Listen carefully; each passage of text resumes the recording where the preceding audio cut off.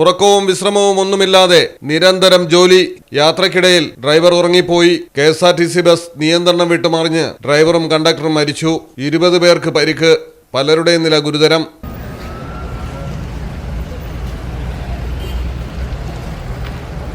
കോഴിക്കോട് നിന്ന് ബംഗളൂരുവിലേക്ക് പോയ KSRTC ബസ്സാണ് മറിഞ്ഞു തകർന്നത്. ഡ്രൈവർ കോഴിക്കോട് വെള്ളയിൽ സ്വദേശി മിഥിലേഷ്, കണ്ടക്ടർ ചേവായൂർ സ്വദേശി അരുൺ എന്നിവരാണ് മരണപ്പെട്ടത്.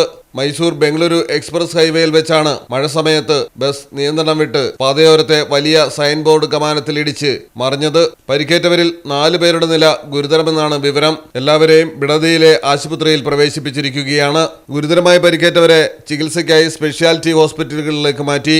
ഡ്രൈവർ 2 ദിവസമായി നൈറ്റ് ഷിഫ്റ്റിൽ ജോലി ചെയ്തു വരികയാണ്. ഡ്രൈവർ കം കണ്ടക്ടർ എന്ന ചട്ടം KSRTC ബസ്സുകളിൽ നിലവിൽ പാലിക്കുന്നില്ല.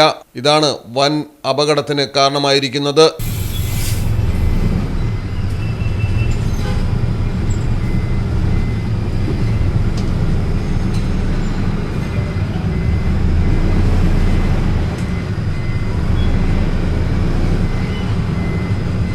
News desk Malayalam television. നിങ്ങൾക്ക് എത്ര പേർക്കറിയാം നിങ്ങളുടെ കുഞ്ഞിന്റെ ആദ്യ കാതുകുത്ത് പവൻ ഗോൾഡിൽ തികച്ചും സൗജന്യമാണെന്ന്?